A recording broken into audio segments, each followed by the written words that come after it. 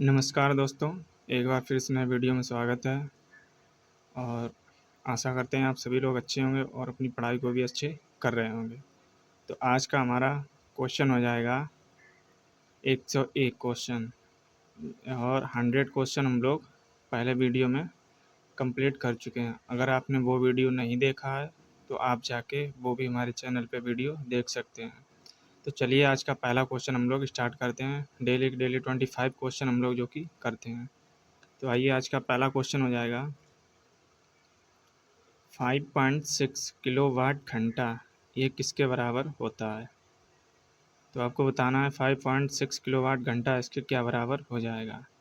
तो इसका right answer हो जाएगा ऑप्शन ए। तो ये कैसे आया है आइए हम लोग समझते हैं। यहाँ पे 1 किलोवाट घंटा बराबर होता है या 1 यूनिट, ये हो जाएगा 3.6 इंटू 10 की पावर 6 जूल के। और हम ये 1 यूनिट का मान हो गया, हमें बताना है 5.6 का। तो इसका हम 5.6 का 1 यूनिट में गुणा कर देंगे, तब आपका ये आ जाएगा। तो इस तरह आप पे याद रखना, इस तरह आता है। 1 यूनिट का मान होता है, ये आपको याद रखना है 3.6 इंटू 10 की पावर 6 जूल के। चलिए आइए अगले क्वेश्चन की तरफ बढ़ते हैं। अगला क्वेश्चन कहता है कि 1 न्यूटन बराबर होता है। तो आपको बताना है कि 1 न्यूटन बराबर कितना मान हो जाएगा। तो इसके राइट आंसर की बात करें, ये हो जाएगा 1 kilogram. 1 newton is equal 1 kilogram metre प्रति सेकंड स्क्वायर। तो इस तरह आपको याद रखना है। चलिए आइए ये कैसे आता है या इसका फार्मूला क्या है, इसको भी हम लोग डिस्कस करेंगे।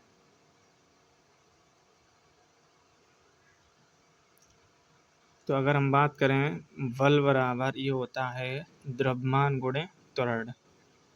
तो ये आपको फार्मूला आपको याद रखना है कि बल बराबर होता है द्रव्यमान गुणे त्वरण, ये हो जाएगा। और 1 न्यूटन बराबर हो जाएगा किलोग्राम, 1 किलोग्राम के, और इसकी यूनिट हो जाएगी मीटर प्रति सेकंड स्क्वायर। और अगला क्वेश्चन सेम रिपीट हुआ है 2018 में ही ग्रुप डी में कि 1 न्यूटन का मान हो जाएगा। तो इसको याद रखना, अभी हम लोग पढ़ चुके, यही हो जाएगा 1 किलोग्राम के। तो चलिए बढ़ते हैं अगले प्रश्न की तरफ। और अगला प्रश्न हमारा क्या कहता है,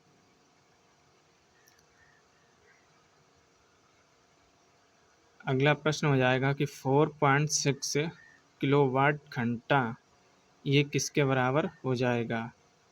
तो आपको पता है कि 1 किलोवाट घंटा बराबर होता है 3.6 इंटू 10 की पावर 6। और हमें मान किसका चाहिए, 4.6 का। इसमें हम इंटू कर देंगे 4.6 का। तो जब आप इसका इंटू करेंगे, टोटल करेंगे, तो ये आ जाएगा आपका 16.56 इंटू 10 की पावर 6 जूल के। तो इस तरह आपको याद रखना है कि 1 यूनिट का मान कितना है, ये हो जाएगा 3.6 इंटू 10 की पावर 6 जूल के। और उसका मल्टीपल कर देना है तो आपका टोटल आ जाएगा। चलिए बढ़ते हैं अगले प्रश्न की तरफ। और अगला प्रश्न हमारा क्या कहता है कि 2 किलोवाट घंटा ये किसके बराबर हो जाएगा। तो ये हो जाएगा आपका 7.2 इंटू 10 की पावर 6 जूल के।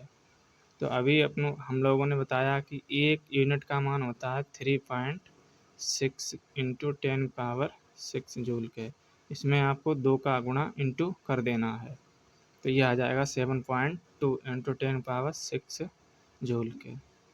आइए बढ़ते हैं हम लोग अगले प्रश्न की तरफ। और अगला प्रश्न क्या कहता है हम लोगों का, अगला प्रश्न हो जाएगा हमारा कि 4.2 किलोवाट घंटा ये किसके बराबर हो जाएगा।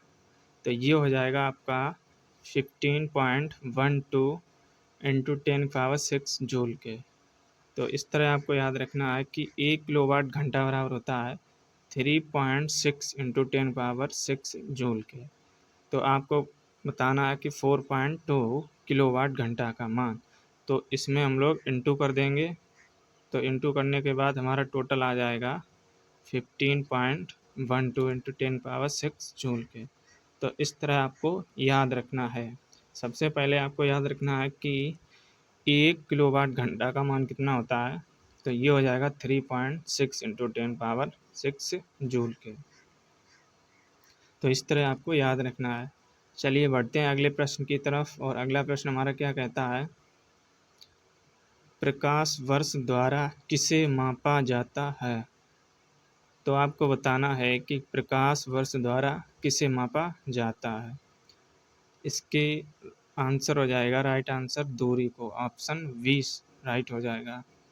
तो दूरी को हम लोग प्रकाश वर्ष में मापते हैं। आइए इसके आईएमपी पॉइंट समझते हैं हम लोग। प्रकाश वर्ष द्वारा दूरी को मापा जाता है, और प्रकाश वर्ष वह दूरी है जो प्रकाश वर्ष एक वर्ष में तय करता है, और एक प्रकाश वर्ष में 9.46 इंटू 10⁻12 किलोमीटर होता है। तो ये आपको याद रखना है। चलिए बढ़ते हैं अगले प्रश्न की तरफ, और अगला प्रश्न हमारा क्या कहता है, 1 नैनोमीटर बराबर हो जाएगा। तो आपको ये रहे 4 ऑप्शन, और इसमें आपको बताना है कि 1 नैनोमीटर बराबर क्या हो जाएगा। तो इस क्वेश्चन की राइट आंसर की बात करें, इसका राइट आंसर हो जाएगा ऑप्शन डी, 1/10⁻9 मीटर, या इसको कह सकते हैं कि 10⁻⁻9। ये आपको याद रखना है। अगर आपको 1/10⁻9 मीटर नहीं बोलना है, तो आपको याद रखना है कि 10⁻⁻9। तो इस तरह आपको भी याद रखना है। आइए इसके आईएमपी पॉइंट समझते हैं। क्या है इसके आईएमपी पॉइंट,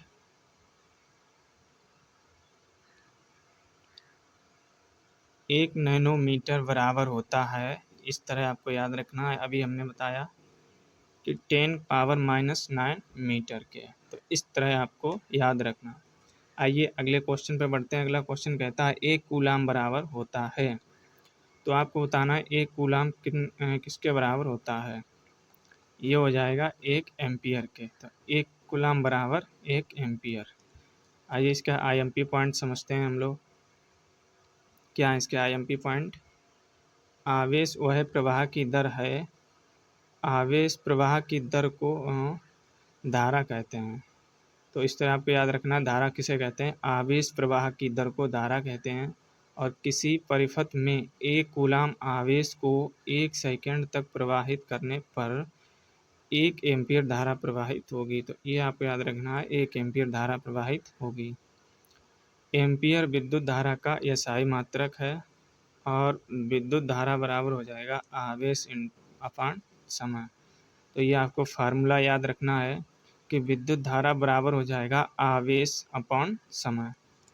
तो 1 एम्पीयर बराबर हो जाएगा 1 कूलाम प्रति सेकंड। इस तरह आपको याद रखना है। बढ़ते हैं अगले प्रश्न की तरफ, और अगला प्रश्न हमारा क्या कहता है, 1 पिकोमीटर किसके बराबर होता है। तो आप देख सकते हैं ये 2018 में इस तरह के क्वेश्चन आते हैं। मात्र एक लाइन के क्वेश्चन है, और आपको ये बहुत कंफ्यूज करेंगे ऑप्शन को लेके। यहाँ पे दिया हुआ माइनस के में 12 पावर, यहाँ पे माइनस के 12 पावर, ऊपर 11 थी, और यहाँ पे प्लस की 12, और नीचे यहाँ पे प्लस की 11 हो जाएगी। तो मात्र यहाँ पे चिन्ह का डिफरेंस है, बाद में के ऑप्शन सेम रखे हुए हैं। तो अगर आपको एग्जैक्ट याद है तभी आप बता पाएंगे, अन्यथा इस क्वेश्चन को आपको छोड़ना ही पड़ेगा। तो इस क्वेश्चन की राइट आंसर की बात करें, इसका राइट आंसर हो जाएगा 1 पिको इज इक्वल होता है 10⁻⁻12 मीटर के। तो इस तरह आपको याद रखना है कि 1 पिको मीटर बराबर हो जाएगा 10⁻12 मीटर के। आइए इसके आईएमपी पॉइंट समझते हैं हम लोग। क्या है इसके IMP point, 1 pico metre 10⁻⁻12 metre के बराबर होता है। तो इस तरह आपको याद रखना है। आइए अब बढ़ते हैं अगले प्रश्न की तरफ, और अगला प्रश्न हमारा क्या कहता है, 1 जूल बराबर होता है। तो आपको बताना है 1 जूल बराबर कितना होता है। तो ये भी 2018 में ग्रुप डी में आपका क्वेश्चन आ चुका है। तो इसका राइट आंसर हो जाएगा 1 न्यूटन, 1 न्यूटन इंटू 1 मीटर के। तो 1 जूल बराबर हो जाएगा 1 न्यूटन इंटू 1 मीटर के। आइए इसके आईएमपी पॉइंट समझते हैं हम लोग, क्या है इस क्वेश्चन के आईएमपी पॉइंट। और फ्रेंड्स आईएमपी पॉइंट का मतलब यहाँ पे ये हो जाएगा कि इस क्वेश्चन से रिलेटेड जो भी फैक्ट हैं वो आपको यहाँ पे कवर कराए गए हैं, चाहे उसका फार्मूला हो या उसकी परिभाषा हो। तो इसलिए हम लोग क्वेश्चन को सिर्फ ना करके उसके इम्पोर्टेंट पॉइंट को भी हम लोग पढ़ के चल रहे हैं, जिसके अगर उसकी कहीं फार्मूला पूछ दिया जाए तो हम लोग फार्मूला वहीं पे उसको पढ़ते चलें, या परिभाषा पूछ दी जाए तो परिभाषा को भी हम लोग क्लियर करते चलें। इसलिए एक क्वेश्चन से रिलेटेड जो भी फैक्ट होते हैं वो हम लोग क्लियर करके चलते हैं। तो यहाँ पे हो जाएगा, यदि 1 न्यूटन बल द्वारा किसी वस्तु का बल की दिशा में 1 मीटर विस्थापन हो तो किया गया कार्य कितना हो जाएगा, 1 जूल ये कहलाता है। और 1 जूल बराबर हो जाएगा 1 न्यूटन इंटू 1 मीटर के। तो ये रहा इसके आईएमपी पॉइंट। बढ़ते हैं अगले प्रश्न की तरफ, और अगला प्रश्न हमारा क्या कहता है, एक विशेष घर में 5 दिनों में 100 इकाइयों की खपत है। यदि ऊर्जा को जूल्स में परिवर्तित किया जाए तो यह कितनी होगी। तो आपको बताना है कि 100 इकाइयों की खपत होती है, इसको अगर जूल्स में हम लोग परिवर्तित करें तो ये कितना हो जाएगा। तो अगर हम 1 यूनिट की बात करें हम लोग, तो ये होता है 3.6 इंटू 10⁻6 जूल के। ये हम लोग ऊपर पढ़ चुके हैं अभी। और हमें मान बताना है 100 यूनिट का, तो इसमें अगर हम लोग 100 इंटू कर देंगे तो ये आपका 100 यूनिट का मान पता लग जाएगा।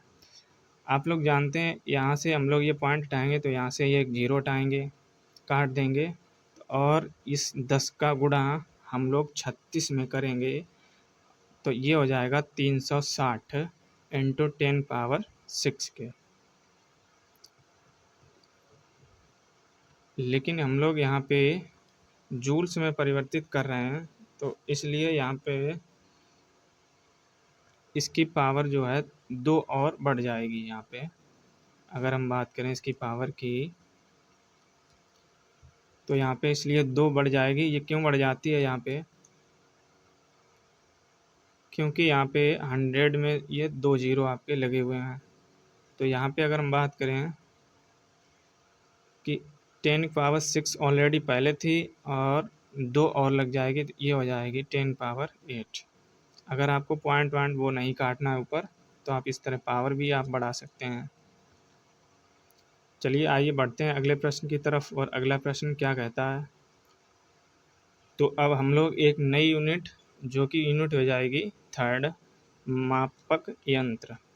तो ये कुछ मापक यंत्र हैं जो क्वेश्चन यहाँ पे पूछे जाते हैं। आप देख सकते हैं ये क्वेश्चन पहला क्वेश्चन हो जाएगा। ये एनटीपीसी 2022 में क्वेश्चन आ चुका है कि किस यंत्र का क्या मापक होता है, किस में हम लोग मापते हैं।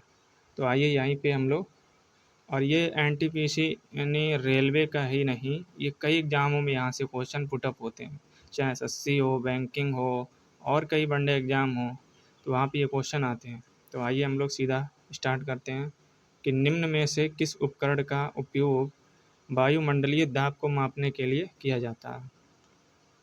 तो आपको बताना है कि वायुमंडलीय दाब को मापने के लिए किसका प्रयोग करते हैं। तो इसका राइट आंसर हो जाएगा ऑप्शन डी, बैरोमीटर। तो बैरोमीटर का उपयोग हम लोग वायुमंडलीय दाब मापने के लिए करते हैं। आइए इसके आईएमपी पॉइंट हम लोग देखते हैं, क्या है इसके आईएमपी पॉइंट। आप चाहे यहाँ पे इसका स्क्रीनशॉट भी ले सकते हैं। ये कुछ उपकरण दिए और यहाँ पे इनका उपयोग दिया हुआ है कि किस उपकरण का उपयोग क्या करते हैं हम। अगर ओडोमीटर की बात करें, ये होता है वाहन द्वारा चलाई गई दूरी को मापने के लिए। जो हम लोग बाइक होती है और या गाड़ी होती है 4 पहिया की, या और भी गाड़ियाँ होती हैं, उनको हम लोग मापने के लिए एक दूरी को मापने के लिए करते हैं।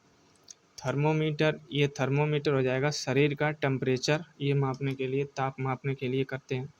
और हाइग्रोमीटर, ये वायुमंडलीय दाब की आर्द्रता को मापने के लिए करते हैं। बैरोमीटर, ये वायुमंडलीय दाब को मापने के लिए किया जाता है। तो आप चाहे इसका स्क्रीनशॉट भी ले सकते हैं। चलिए बढ़ते हैं अगले प्रश्न की तरफ। अगला प्रश्न हमारा क्या कहता है कि जो हाइग्रोमीटर है इससे क्या मापा जाता है? तो अभी हम लोग बता चुके हैं हाइग्रोमीटर आर्द्रता को मापने के लिए करते हैं। वायुमंडल की आर्द्रता होती है जो उसका उसको मापने के लिए हम लोग इसका उपयोग करते हैं। ये एनटीपीसी 2021 में क्वेश्चन आ चुका है। आइए इसके फैक्ट हम लोग समझते हैं, क्या इसके फैक्ट हैं। वायुमंडलीय दाब की आर्द्रता ये मापते हैं हाइग्रोमीटर से, और वस्तु का ताप ये थर्मामीटर से मापते हैं, और द्रवों का घनत्व ये हाइग्रोमीटर से मापते हैं। ऊष्मीय विकिरण ये बोलोमीटर से मापते हैं। चलिए बढ़ते हैं अगले प्रश्न की तरफ। अगला प्रश्न हमारा क्या कहता है, कौन सा यंत्र समुद्र के स्तर से ऊपर की वस्तुओं को देखने के लिए पनडुब्बी में प्रयोग किया जाता है? तो ये आपको बताना है यहाँ पे, वस्तुओं को देखने के लिए पनडुब्बी में कौन सा यंत्र हम लोग लगाते हैं? तो इसका राइट आंसर हो जाएगा पेरिस्कोप। तो पेरिस्कोप के द्वारा हम लोग पनडुब्बियों को देखा करते हैं। आइए इसके आईएमपी पॉइंट हम लोग समझते हैं, क्या है इसका आईएमपी पॉइंट। पेरिस्कोप पनडुब्बियों में उपयोग होने वाला ऐसा उपकरण है जिसकी सहायता से पानी में डूबे हुए व्यक्ति को पानी के ऊपर का दृश्य दिखाई पड़ता है। पायरोमीटर दूर स्थित वस्तुओं के ताप को ज्ञात करने हेतु उपयोग किया जाता है। ये हो जाएगा एपिडियास्कोप।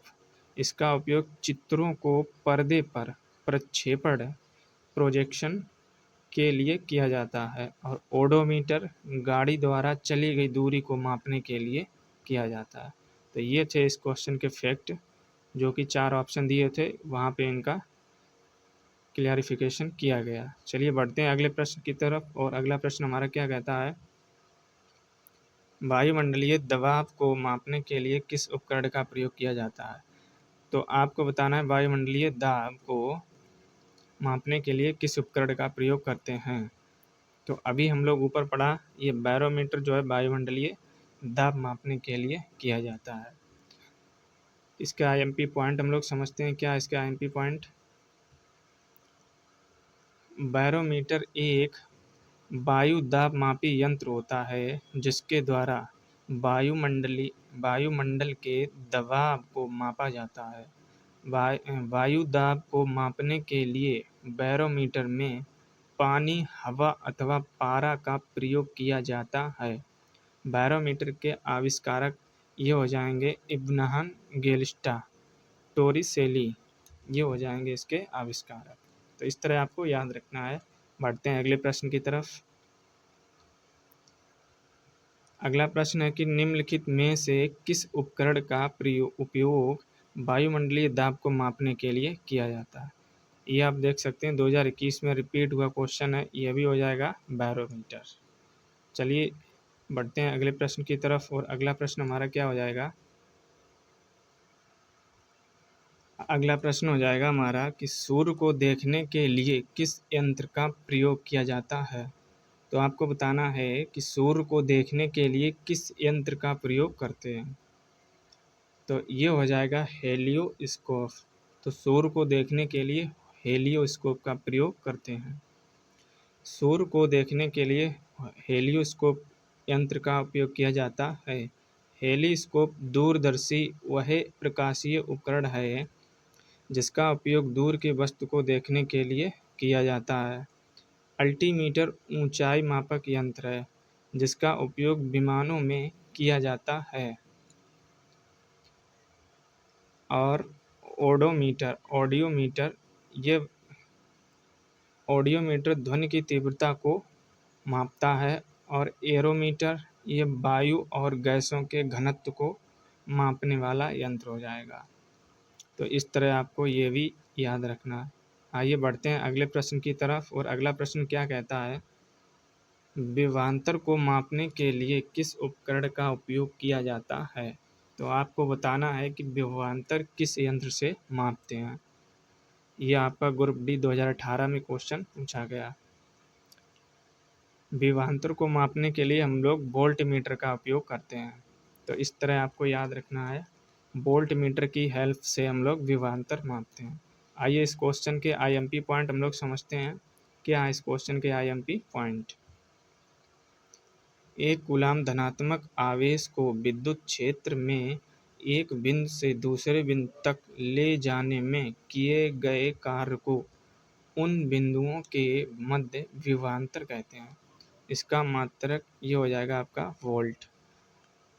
वोल्ट होता है और यह एक अदिश राशि है। विभवांतर को मापने के लिए वोल्ट मीटर का उपयोग करते हैं। तो इस तरह आपको याद रखना है। बढ़ते हैं अगले प्रश्न की तरफ और अगला प्रश्न हमारा हो जाएगा, विभवांतर को मापने के लिए किस उपकरण का प्रयोग किया जाता है? ये सेम क्वेश्चन हमारा ग्रुप डी में रिपीट हो चुका है। अभी हम लोगों ने पढ़ा, ये हो जाएगा वोल्ट मीटर। बढ़ते हैं अगले प्रश्न की तरफ और अगला प्रश्न हमारा हो जाएगा, सर्किट में बिजली के प्रवाह का पता लगाने हेतु निम्नलिखित में से किस उपकरण का प्रयोग किया जाता है? तो बिजली की सर्किट में प्रवाह का पता लगाने के लिए किसका प्रयोग करते हैं, ये बताना है आपको। ये एनटीपीसी 2016 में क्वेश्चन पूछा गया। तो ये गैल्वेनोमीटर का हम लोग उपयोग करते हैं बिजली के सर्किट में इलेक्ट्रिक को मापने के लिए। आइए इसके आईएमपी पॉइंट हम लोग समझते हैं। क्या इसके आईएमपी पॉइंट? सर्किट में बिजली के प्रवाह का पता लगाने हेतु धारा मापी जो गैल्वेनोमीटर, इसका उपयोग किया जाता है। यह किसी परिपथ में धारा की उपस्थिति का पता लगाने के लिए प्रयोग किया जाता है। वायु दाब मापी, इससे वायुमंडल के दबाव को मापा जाता है। और वेग मापक, इससे हवा का वेग मापा जाता है। और दूध मापी, दूध की शुद्धता को मापा जाता है इससे। तो इस तरह आपको याद रखना है। बढ़ते हैं अगले प्रश्न की तरफ। अगला प्रश्न क्या कहता है, एक शाफ्ट की आवर्तन गति को निर्धारित करने के लिए डैश का इस्तेमाल किया जाता है। तो आपको बताना है किसका इस्तेमाल किया जाता है। तो इसका राइट आंसर हो जाएगा ऑप्शन वी, टैकोमीटर। टैकोमीटर का प्रयोग हम लोग एक शाफ्ट की आवर्तन गति को निर्धारित करते हैं। आइए इसका आईएमपी पॉइंट समझते हैं हम लोग। क्या है इस क्वेश्चन के आईएमपी पॉइंट? शाफ्ट की आवर्तन गति को निर्धारित करने के लिए टैकोमीटर का इस्तेमाल किया जाता है। यह एक वैज्ञानिक उपकरण है जिसका उपयोग वाहनों की घूर्णन गति को मापने के लिए किया जाता है। और यहाँ पे स्पीडोमीटर की बात करें, ये मोटर गाड़ियों की गति मापने वाला यंत्र है। और एनीमोमीटर ये हो जाएगा पवन के वेग का मापन करता है। और क्रोनोमीटर ये जलयान में सही समय का पता लगाने के लिए इसका प्रयोग करते हैं। आइए बढ़ते हैं अगले प्रश्न की तरफ और अगला प्रश्न क्या कहता है। ये रहा हमारा अगला प्रश्न कि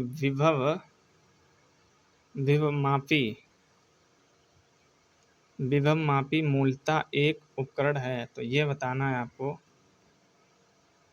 एक क्या हो जाएगा ये। तो इसका राइट आंसर हो जाएगा यह एक मापक उपकरण हो जाएगा। और ये क्या मापता है, तो ये बताना है। विभव मापी एक मापक यंत्र है। यह न केवल विभवांतर मापने के लिए उपयोगी है बल्कि इसकी सहायता से अज्ञात प्रतिरोध व विद्युत धारा भी मापी जा सकती है। इसके अतिरिक्त सूचक उपयंत्रों का असंशोधन करने के लिए भी यह बहुत उपयोग में लाया जाता है। चलिए बढ़ते हैं अगले प्रश्न की तरफ और अगला प्रश्न हमारा क्या कहता है कि इनमें से किस उपकरण से विद्युत धारा मापा जाता है। तो अभी हम लोगों ने ऊपर पढ़ा है विद्युत धारा को हम लोग एमीटर से मापते हैं। जेई 2014 में ये क्वेश्चन पूछा गया आपका। आइए इसके आईएमपी पॉइंट हम लोग समझते हैं। क्या हो जाएंगे इसके आईएमपी पॉइंट? अमीटर या एमीटर किसी परिपथ की किसी शाखा में बहने वाली विद्युत धारा को मापने वाला यंत्र है। बहुत कम मात्रा वाली धाराओं को मापने के लिए मिली अमीटर या माइक्रो अमीटर का प्रयोग करते हैं। तो इस तरह आपको याद रखना है। आज का हो जाएगा हमारा लास्ट क्वेश्चन की ओर बढ़ते हैं, और लास्ट क्वेश्चन हो जाएगा हमारा 125। तो इस क्वेश्चन को आपको बताना है कि एमीटर हो जाएगा, तो ये आपको बताना है एमीटर क्या हो जाएगा। क्वेश्चन ये देखिए रिपीट हो चुका है 2014 जेई में, रेड पेपर में आपका ये आ चुका है। तो एमीटर को परिपथ में श्रेणी में संयोजित किया जाता है, ये सही हो जाएगा आपका। और एमीटर में निम्न वैद्युतीय प्रतिरोध होना चाहिए, ये भी सही हो जाएगा। और एमीटर कम विद्युत खींचता है, ये भी राइट आंसर हो जाएगा। इसका राइट आंसर हो जाएगा उपरोक्त सभी। तो इस तरह आपको याद रखना है। तो ये रहे आपके 25 क्वेश्चन आज के। तो चलिए मिलते हैं फिर अगले वीडियो में। जय हिंद।